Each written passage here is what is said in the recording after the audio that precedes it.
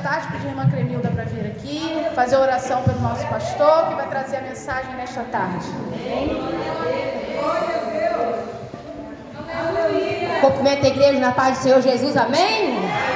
Quem já sentiu aí a glória de Deus, dá um glória para este Deus. Vamos orar. Querido Deus, eterno e sublime Pai que está no céu,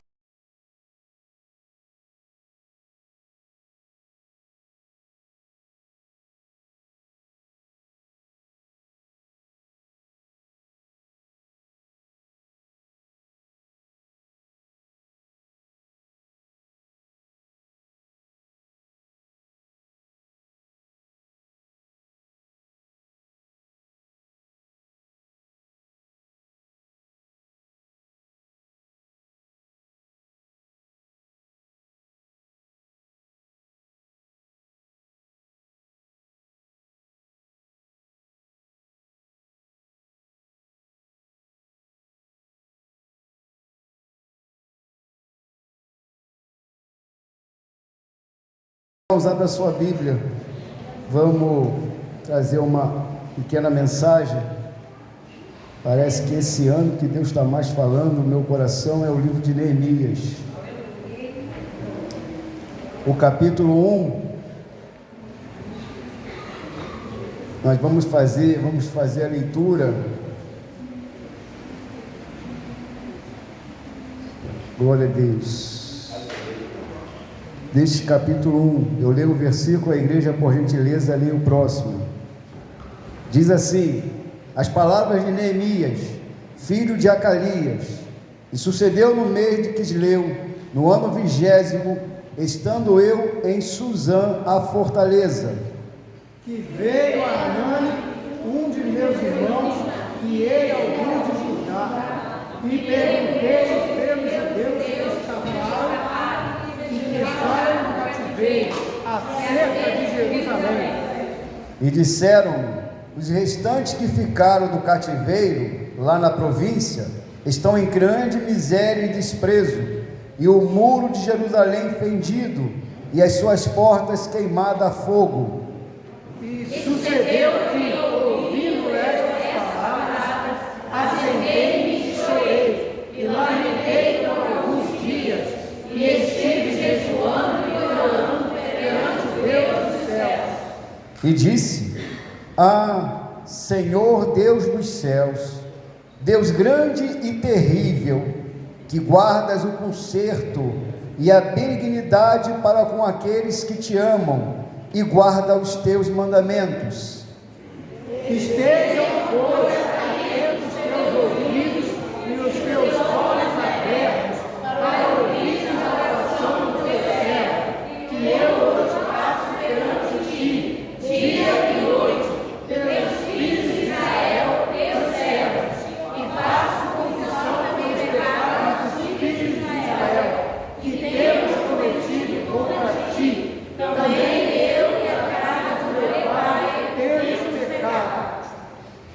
de todo nos corrompemos contra ti, e não guardamos os mandamentos, nem os estatutos, nem os juízos que ordenaste a Moisés, teu servo. Lembra-te, pois, da palavra que ordenaste a Moisés, teu servo, dizendo: vós transgredireis, e eu vos espalharei entre os povos.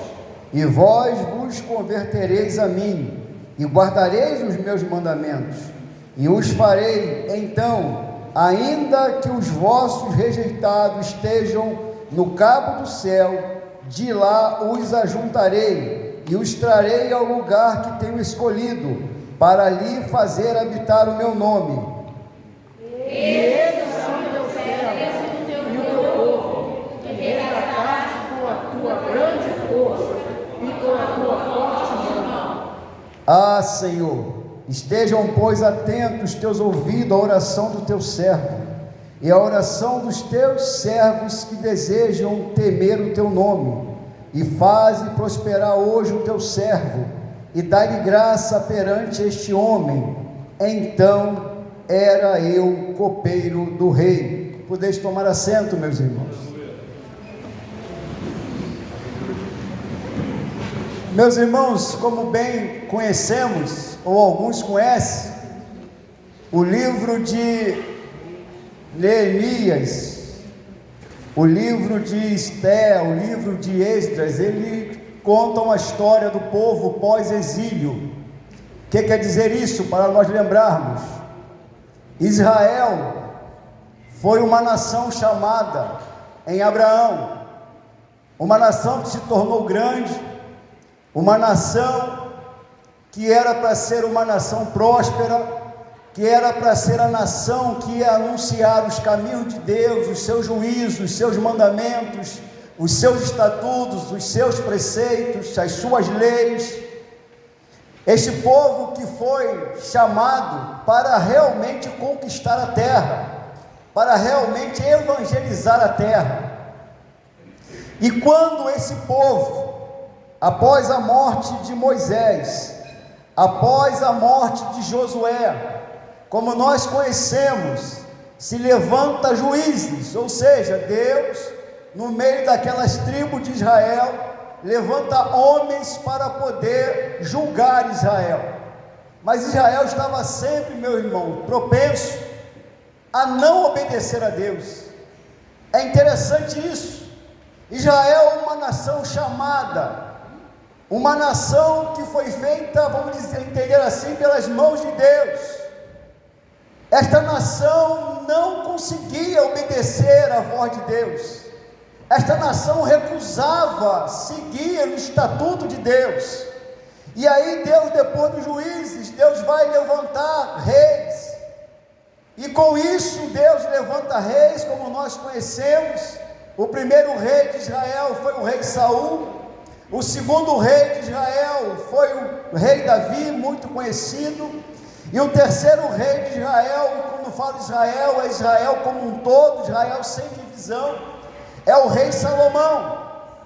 Mas o povo continuava obstinado a não servir ao Senhor como deveria. E os reis também, até Davi, como Salomão, também não obedecia a Deus 100%. E por causa de um ato de Roboão, filho de Salomão, Deus vai e divide, que já era uma profecia, Deus divide esta nação em dois reinos, sendo um reino do norte, a qual estaria ali no comando desse reino do norte, Jeroboão, e o reino do sul que ficaria com Roboão. E aí começa uma história de reis no reino do norte, começando por Jeroboão e terminando no rei Oséias. Nenhum rei foi temente ao Senhor, nenhum rei deixou de adorar lá em Gilgal, lá nos altos, lá nos montes, aonde era proibido adorar, porque o local certo da adoração era Jerusalém. Era Jerusalém aonde estava o templo a qual Salomão havia construído, o templo a qual Deus se manifesta para Salomão, e diz que agora toda a oração feita naquele templo, Deus estaria com seus ouvidos atentos, e os seus olhos estariam voltados para a oração daquele lugar. Templo que Deus promete que Salomão orando a Deus, fazendo 7 pedidos a Deus, indo nesses 7 pedidos, Salomão diz: Senhor, quando o teu povo estiver longe desta cidade, desta terra, deste local, se eles se virarem para cá e orar orando em direção deste templo, Senhor, ouve o Senhor nos altos céus e responde a oração do seu povo. Então o reino do norte nunca ia adorar em Jerusalém, e com isso era um pecado diante de Deus. E com isso, ali por volta do ano 720, 22 antes de Cristo, esse reino é destruído, e fica só o reino do sul. O reino do sul, que tinha reis que eram bons, reis que buscavam a Deus, reis que eram tementes ao Senhor, mas também se levantava reis que não temia muito a Deus, ou às vezes se levantava reis que eram bons, como o rei Uzias, um bom rei, um bom legislador, um homem temente a Deus, mas que deixou o seu coração engrandecer. e que, não obedecendo a voz de Deus, perdeu o seu reinado. Então o Reino do Sul, ele variava entre reis bons e reis maus, e com isso, quando o rei era ruim, o povo sofria. Alguém pode falar, mas isso é injusto, quer dizer, uma pessoa erra e todo mundo paga.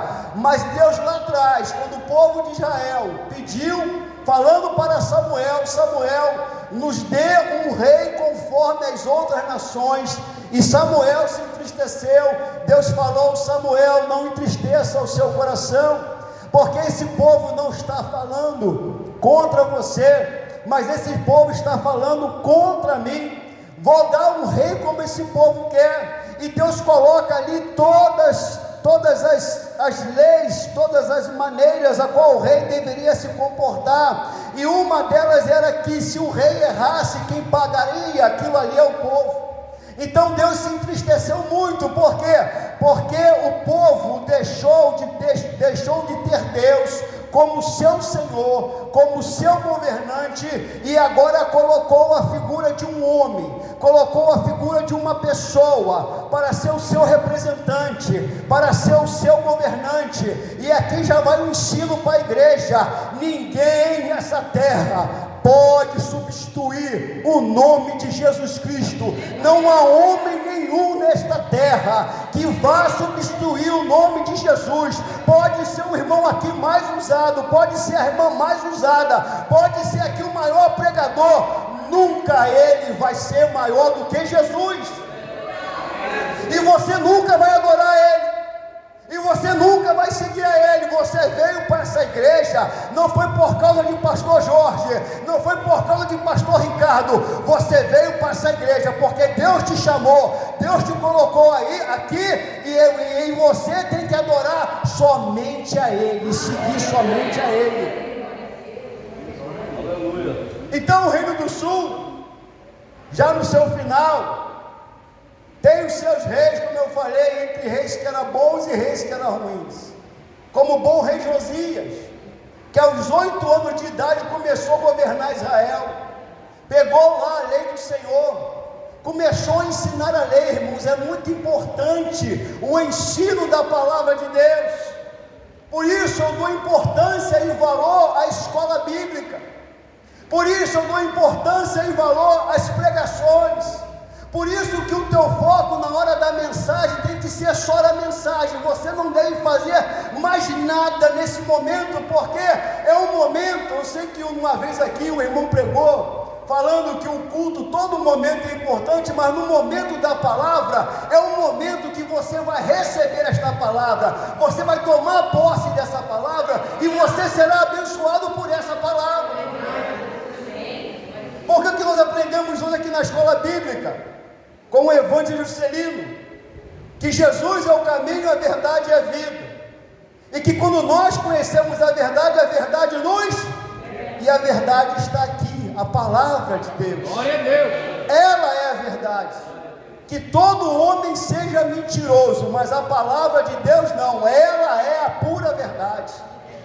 E o bom rei Josias governou, fez um bom governo, mas foi se meter numa guerra que não era dele. Faraó Neco, o rei do Egito, se levanta, vai atacar Nabucodonosor, pai de Nabucodonosor, o rei da Babilônia. E nessa passagem, ele vai passar por Jerusalém. Josias vai em encontro àquela guerra, e Faraó Neco fala para Josias: Josias, o Senhor não me enviou contra você. Recua, Josias, a guerra não é tua, rapaz. Eu não vim guerrear contra Jerusalém, eu vim guerrear contra a Babilônia. Mas Josias não ouviu a voz de Faraó Neco e se meteu nessa guerra, se meteu nessa luta, e aconteceu, ele perdeu a sua vida naquela batalha. Não se meta em luta que não é sua, não pegue guerra que não é sua. Cuidado quando a pessoa te chamar e falar: ore por mim. Eu sempre repito isso aqui: não é ore por mim, eu oro com você, mas a cruz é sua, a guerra é sua, a batalha é sua, e é você que tem que batalhar. Porque cada um aqui tem sua guerra, cada um tem a sua luta, cada um tem a sua batalha. A Bíblia ensina que nós devemos ajudar uns aos outros. E o que acontece com pessoas às vezes?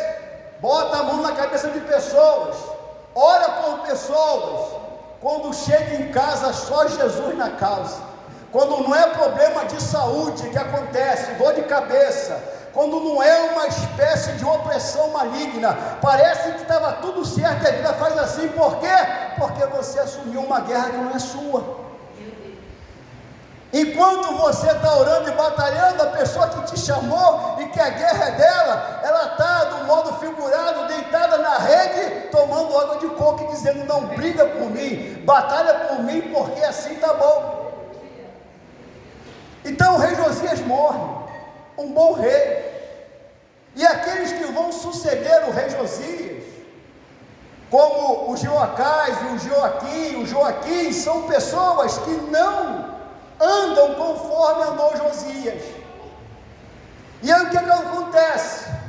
Vem Babilônia. Por quê? Porque o povo de Israel não tinha obedecido à voz de Deus. Quando Deus falou: 6 anos vocês semeiam a terra, mas o 7º ano é um ano sabático, é um ano de descanso, é um ano a qual vocês não usarão a terra, não semearão, a terra se produzirá e ficará para os pobres. E o povo de Israel nunca obedeceu essa ordem de Deus, desde lá do rei Saul. E aí Nabucodonosor vem e invade Jerusalém, destrói toda a cidade, destrói o templo.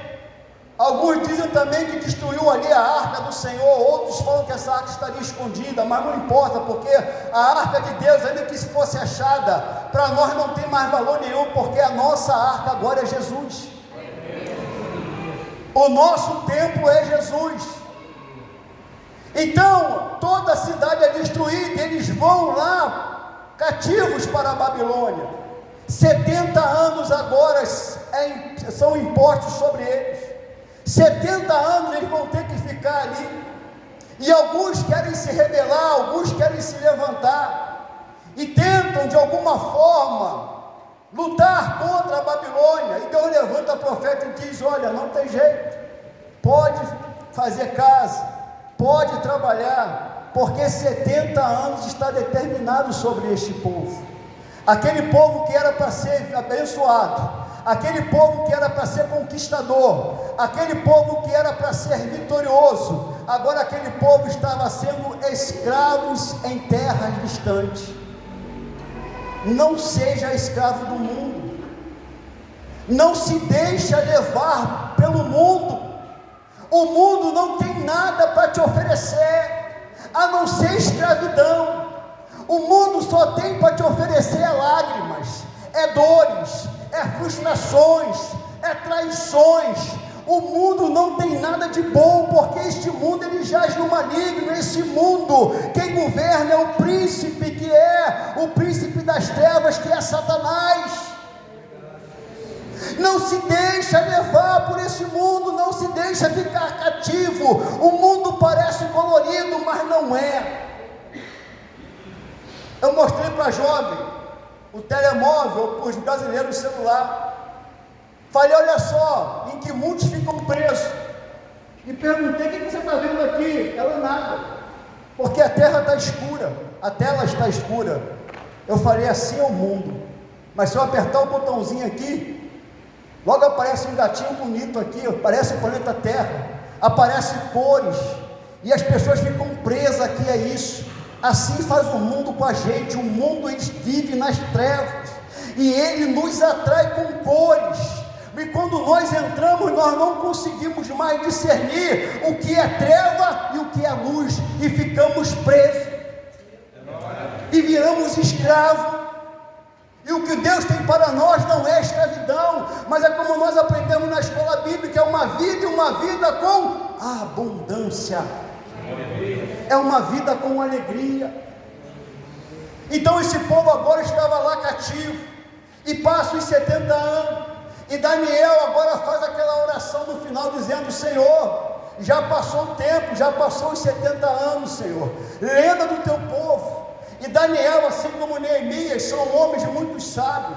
Quando eles vão orar, eles oram dizendo: olha, nós pecamos contra o Senhor. Eles se colocam também como pecadores. Nós erramos com o Senhor. Eles reconhecem que tudo o que aconteceu foi erro deles, foi culpa nossa, não foi culpa do Senhor. Às vezes acontece coisa com a gente assim que não era para acontecer, irmão. Não era para passar, para você estar passando, às vezes o que você está passando. Às vezes a pessoa fala: não, isso é a prova de Deus. Você tem certeza? Você tem convicção que é a prova de Deus? Ou foi uma decisão errada que você tomou? E para querer você esconder o seu erro, você coloca como se fosse Deus te provando. Quando Deus te prova é para te edificar. Quando Deus te prova, Deus te dá força, te dá garra. Quando Deus te prova, você sabe: não, é Ele que está me provando, para que eu seja aprovado.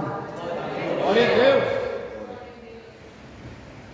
E Daniel ora, e Deus envia agora os Medo-Persa, e vem Ciro, o grande Ciro, e vem Dário, ou Dario, em outras traduções, e agora invade Babilônia, e agora toma a Babilônia, e agora vem a ordem do rei Ciro para libertar o povo, e um povo vai liberto, vai embora para Jerusalém, e chega na cidade, está toda destruída a cidade. Eles imaginavam uma coisa, eles pensavam que chegando lá eles viriam aquela glória daquela antiga cidade, viriam a glória da grandeza daquele templo que era tão lindo, tão bonito, do templo de Salomão, que a prata não tinha valor nenhum, tudo dentro do templo era de ouro, o templo brilhava, era uma coisa linda. Mas eles chegam lá, tá as portas queimadas, muros destruídos, não há templo, não há vida, não há agricultura, está tudo acabado, e fica um povo ainda cativo, não mais como deveria, porque foi dada a oportunidade desse povo voltar, mas uns preferiram ficar, e Neemias é um deles, e Esdra é um deles, e Esther é um também que está incluído também nesse povo. E aí vem a história de Neemias, e Neemias agora ele é, como ele diz, como nós vemos no capítulo 1, primeira característica de Neemias que ele nos ensina é a modéstia e a humildade. Neemias não começa dizendo: olha, eu era o copeiro do rei, no versículo 1, ele não fala isso, ele só fala no final do capítulo 1, como nós lemos no versículo 11, ele fala: então eu era o copeiro do rei. E vocês podem perguntar: mas pastor, o que quer dizer copeiro do rei? Era uma função muito importante naquela época. Copeiro do rei tinha uma importância grande naquela época. Era um homem que estava em contato com o rei diariamente, era um homem que estava sempre na sala real, era um homem que estava sempre vendo tudo aquilo que o rei estava fazendo. Então ele era uma pessoa que tinha uma influência, ele tinha como falar com aquele rei, mas ele não se apresenta como copeiro. É como o apóstolo Paulo, em muitas cartas, o apóstolo Paulo não se apresenta como um apóstolo, mas ele fala: eu, servo do Senhor. Ele se coloca como servo. Às vezes nós lemos essa passagem e achamos que é uma coisa qualquer, mas naquela época, irmão, ser taxado ou se colocar como servo era ser como ninguém. Era uma pessoa que não tinha valor e importância nenhuma. Assim como Neemias e Paulo nos ensina a modéstia e a humildade, assim como Jesus em Filipenses capítulo 2 também nos ensina a modéstia e a humildade. Por quê? Porque ele, sendo Deus, ele não quis tomar o lugar de Deus, não quis desobedecer a Deus, vamos assim entender. Mas antes, o que ele fez? Se tornou servo, se tornou homem. Dá para imaginar Deus se tornando homem? Dá para imaginar Deus tomando bufetadas na cara?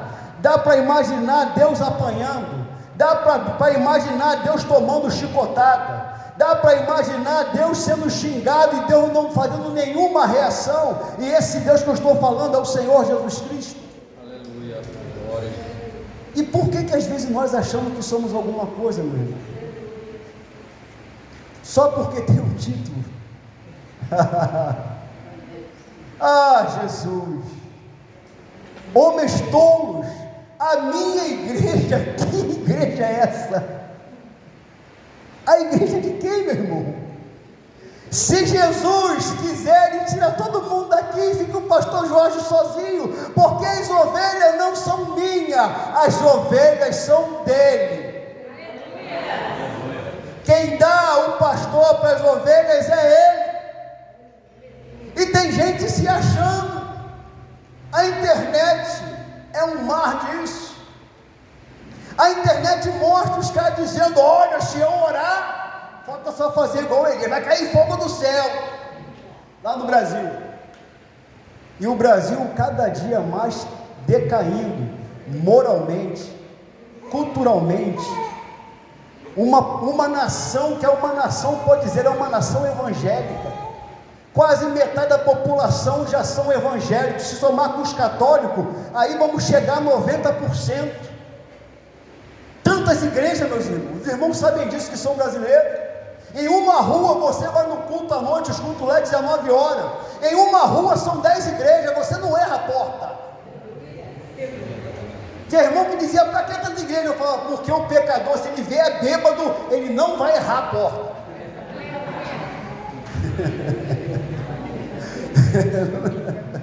Não erra a porta. 10 igrejas, lá naquelas comunidades, naquelas favelas lá onde tem droga, tem homem armado, é uma igreja perto da outra, é um irmão com mais poder do que o outro. Enquanto o fogo cai na igreja, as trevas reinam lá fora, na droga e na prostituição. E quando eu pregava, eu dizia: cadê o poder de Deus? Como é que pode o poder cair aqui? O cara está na porta da igreja com um fuzil na mão. O cara está na porta da igreja vendendo cocaína. A jovem está na porta da igreja se prostituindo. Que poder é esse? É poder de homem. É poder de garganta. Porque aonde a glória de Deus se manifesta, meu irmão, é um raio em volta do local que toma e que as coisas acontecem. Então Neemias e Paulo e outros homens, Daniel e Jesus principalmente, eles mostram o princípio da modéstia e da humildade. Nunca esqueça da onde Deus te tirou. E falo para obreiros agora e para líder: nunca esqueça que você não era ninguém. E que Deus te tirou, trouxe você para o seu reino. E no meio de muitos, Ele te separou para uma grande e importante obra. Porque infelizmente hoje muitas pessoas não dão valor. Muitas pessoas acham: eu só sou um líder de mocidade. Eu só sou um pastor de uma igreja. Eu só sou um músico. Não, você foi escolhido por Deus, entenda isso. O Criador dos céus e da terra olhou para a terra, e no meio daquela população de 8 bilhões de pessoas, Ele olhou lá no teu país, Ele olhou na tua cidade, foi lá no teu bairro, foi lá na tua rua, foi lá na tua família e falou: esse aqui é escolhido, separa ele. Aleluia. E você não valoriza isso às vezes. Você não pega com garra a obra de Deus. Você trata essa obra como algo de segunda classe. Se der eu toco, se der eu prego, se der eu ensino, se der eu vou estar liderando, se der eu vou estar no ensaio. É sempre se der, se der, se der. E Deus está falando: eu te escolhi, eu te chamei, eu te coloquei numa posição importante. E você não está valorizando essa posição. Como o povo de Israel, como eu contei aqui a história rapidamente, não valorizou a chamada daquela nação. E 70 anos se passaram cativo. E como brasileiro, meus irmãos, é triste olhar para o Brasil e saber que o Brasil ainda não chegou ao fundo do poço, e vai chegar.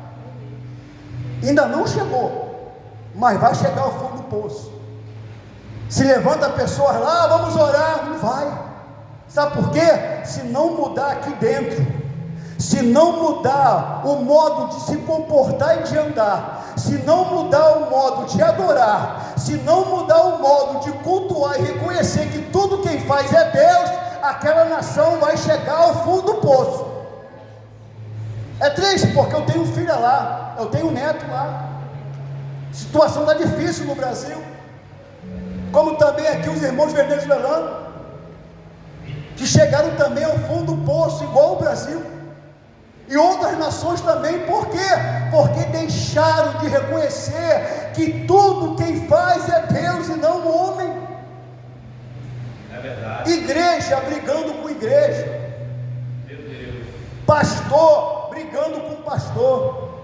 Meu irmão, não tenho nada contra e nada vou ter contra com pastor nenhum, porque a minha preocupação não é as outras igrejas, a minha preocupação é a Oliveira do Bairro, é essa igreja aqui. Eu tenho que tomar conta daqui. Quem está lá, toma conta lá.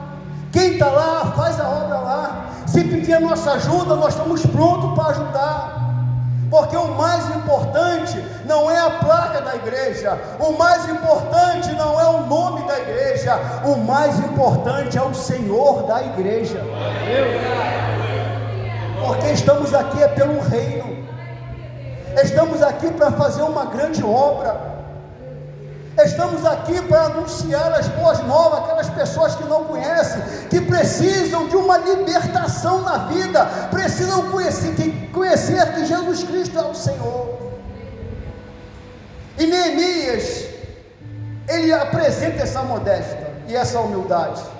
Só no versículo 11 ele fala: e eu era então o copeiro do rei. E meus irmãos, rapidamente aqui, há uma coisa interessante no livro de Neemias e em toda a Bíblia, que quando Deus tem um trabalho para realizar, não lhe falta ferramenta. Quando Deus quer realizar uma obra, Deus sabe aonde encontrar a ferramenta certa. Aleluia, você está entendendo a mensagem? Você está entendendo que você é a ferramenta de Deus? Você está entendendo que você foi tirado, você que não é de Portugal, mas que foi de outra nação, e foi trazido para esta nação, é porque Deus olhou e falou: eu preciso avivar Portugal com um avivamento de salvação, eu preciso transformar a nação portuguesa, então eu vou escolher as minhas ferramentas. E ele olhou lá para as outras nações e falou: vem você, vem você, vem você, vem você, vem você, e você veio, você veio e você está aqui. Oh, glória a Deus, aleluia, Jesus.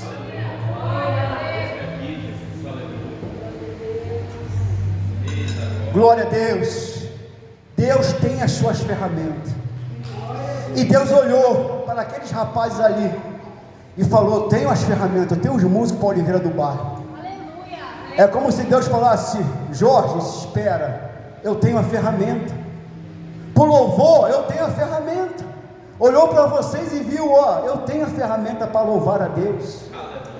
Olhou para quem ia tomar conta daquele computador e jogar aquelas músicas ali, olhou para aquele jovem ali, jovem Eduardo, e falou: eu tenho a minha ferramenta. Oh, aleluia. E ele olhou assim para o ministério e falou: Jorge, fica tranquilo, porque eu chamei e escolhi aqui cada um, porque eu tenho as minhas ferramentas. E Deus olhou aqui e falou: olha as lideranças, eu tenho as minhas ferramentas. Ele tem as ferramentas dele, ele sabe escolher, e é ele que escolhe, não é o homem. Quando o homem escolhe, dá errado. Quando Deus separa, oh, aleluia, é só glória, é só bênção. Glória a Deus. Então Deus tem as suas ferramentas quando Ele quer realizar o seu trabalho, que aqueles que Deus escolhe para o seu serviço, no momento certo, os torna aptos para a sua obra ser realizada. Irmão, nunca diga assim: eu não sou capacitado. Se Deus te salvou, você já está capacitado. Se Deus te chamou, você já está capacitado.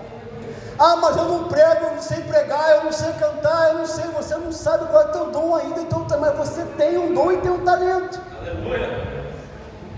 Você tem algo que Deus já separou. Por quê? Porque Deus, Ele escolhe.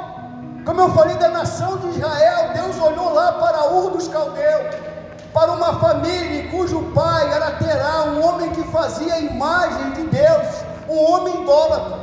E no meio daquela idolatria, ele vai lá e vem cá, Abraão, estou te escolhendo. Para quê, Senhor? Para você ser o pai da minha nação. Deus olhou lá do alto, e naquele momento em que o povo estava lá no Egito, cativo, Deus olhou e falou: olha lá, está lá Moisés, só está no lugar errado, não é para estar no palácio. O palácio é só uma escola, o palácio é só uma passagem. O maior aprendizado de Moisés não vai ser no palácio, mas vai ser lá no deserto de Midian, vai ser lá entre os pastores. O maior ensinamento não é dentro da igreja, o maior ensinamento é você lá fora pregando o evangelho e anunciando que Jesus Cristo é o Senhor. É lá que Deus te prepara, é lá que Deus te usa, é lá que você é uma ferramenta de Deus, é lá fora, é no campo, é lá no deserto, é lá nas lutas, nas batalhas, para resgatar aquelas pessoas da mão de Satanás. Glória a Deus. Deus escolhe, Deus capacita. Como Deus olhou lá dos céus e quando viu que Saul já não era o rei segundo o coração dele, Deus falou: já levantei, já escolhi um jovem. Cadê este jovem? Está lá. Aonde? Lá no campo, lá no meio das ovelhas, na pior função da época, que era ser pastor de ovelha. Ninguém queria ser pastor de ovelha, o cheiro do pastor era muito ruim, o pastor vivia pegando sol e friagem. Mas Deus olha lá do céu e olha, vê lá, e lá tem aquele jovenzinho, 15 anos de idade, ruivo, o nome dele é Davi. Esse é segundo o meu coração, esse é a qual escolhi. Deus, quando envia Jesus aqui a essa terra, e já foi pregado aqui sobre isso, Deus agora na pessoa de Jesus, Ele olha e diz: eu tenho que pescar os homens. Eu não posso buscar pescador nas escolas teológicas, eu não posso buscar pescador lá onde tem os catedráticos, não. Já sei onde eu vou buscar o pescador. Eu vou lá para Galiléia, eu vou lá para aquela ali, pelo mar da Galiléia, eu vou andar por ali. Por quê? Porque ali é região de pescadores. E quando ele encontra quem? Ele encontra ali Pedro, e ele encontra ali Tiago, ele encontra ali João, e ele fala: vem cá vocês agora serão pescadores de homem. Porque vocês já sabem como pescar, vocês sabem como escolher, vocês sabem como lançar a rede, vocês sabem quando o tempo está bom e quando o tempo está ruim, vocês sabem o momento que vai dar peixe e que não vai dar peixe. Então eu vou usar vocês. Deus foi buscar lá, em meio a pessoas simples. Mas aí chegou a hora agora de Deus poder levar o evangelho para o mundo então conhecido. Agora não podia ser aqueles homens simples. Aí Deus olha e fala: lá no meio dos fariseus tem um homem, e ele persegue a minha igreja, ele prende a minha igreja, ele maltrata a minha igreja, mas eu vou mostrar para ele que eu sou o Senhor, que eu vou mudar a vida desse homem, que eu vou transformar a vida desse homem. E agora que ele, lá no tempo que ele perseguia, ele vai se transformar naquela pessoa que será perseguida. E esse homem é o apóstolo Paulo, que sai de um patamar lá de cima e vem aqui para baixo para levar as boas novas do Senhor àquele mundo conhecido. Então é Deus que capacita você. No momento em que Ele quiser fazer a obra, Ele vai olhar aqui para essa igreja, Ele vai olhar para você que está agora aí na cadeira sentado, para você jovem que pensa que é o futuro da igreja. Você não é futuro não, você é o presente, você é o agora, você é o hoje. quer você seja adolescente, você é o presente da igreja. Deus pode tomar vocês em poder para vocês serem batizados com o Espírito Santo. Deus pode dar dons em vocês espirituais e usar vocês para a glória de Deus.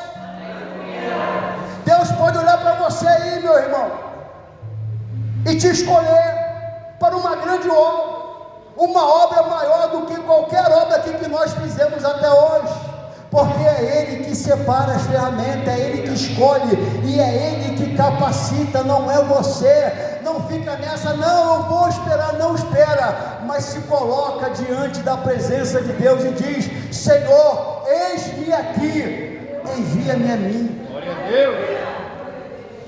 Ou como disse Maria, faça a tua vontade, Senhor, faça a tua vontade na minha vida. Essa palavra, meus irmãos, vou parar aqui, sobre Neemias, ela traz um grande ensinamento para a gente, porque Neemias faz a pergunta importante: como é que está o povo lá em Jerusalém? Ele podia não fazer essa pergunta, porque ele estava bem de vida, mas ele se preocupou com a obra de Deus, e o Espírito Santo faz para nós essa pergunta: como está a nossa igreja?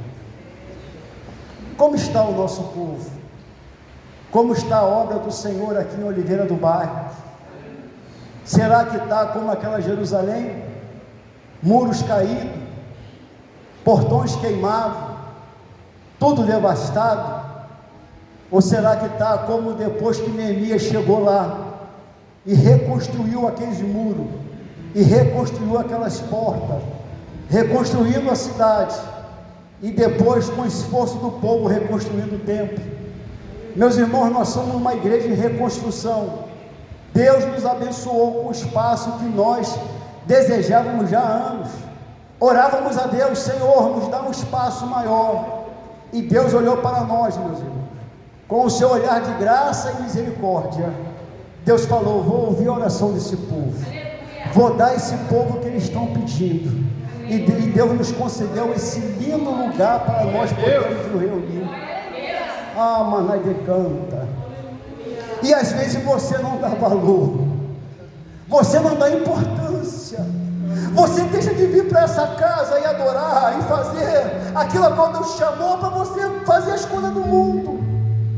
E Deus falou: olha aí, que bonito que eu dei para vocês. Isso é só o início, é só a reconstrução, é só o começo. Vai vir coisas grandiosas, vai vir coisas melhores. Deus tem projetos grandes para essa igreja, e você faz parte dessa igreja. Alabecanta, Alamaná, e você vai crescer com essa igreja. Alabecanta, Alamaná, e fiquemos de pé, meus irmãos. Vamos orar. Vamos orar. Eu quero orar primeiro pelo evangelista do Celino e pela missionária Ana Lúcia. Vem aqui à frente, dois. Glória a Deus. Missionária Ana Lúcia. Paz do Senhor, irmãos. Amém. Vamos orar. Só lembrando que tem 5 candidatos ao batismo. Amém. Graças a Deus. Provavelmente vai ser 6 ou 7 por aí. Glória a Deus. Amém? Amém. Oremos. Querido Deus, nosso Pai, nós te damos graça, te louvamos. A Deus, por tudo, Senhor, que se passou neste dia, Senhor, neste culto. Ó Pai querido, entendemos, Senhor, que toda honra, toda glória, todo louvor, Senhor, toda adoração pertence a Ti. Continuemos, Senhor, te adorando, Senhor, e te bendizendo. Pai, nós queremos neste dia, Senhor, nos despedir, Senhor, desta reunião, mas, Senhor, nunca da Tua presença. Que a Tua presença seja conosco na segunda, na terça, na quarta, na quinta, na sexta, no sábado, e novamente, Senhor, estarmos aqui para cultuarmos o Teu nome. Nos leve em paz aos nossos lares, e a Tua palavra, Senhor, que foi pregada neste dia, Senhor amado, possa ficar guardada em nossos corações, e venhamos a cumpri-la, Senhor, para a glória e para a honra do Teu nome. Amém.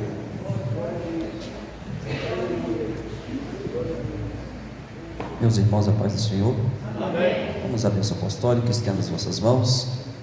A graça do Senhor Jesus Cristo, o amor de Deus e a comunhão do Espírito Santo sejam com todos aqueles que amam e aguardam a volta do Senhor, e os santos digam: Amém. Deus abençoe a todos.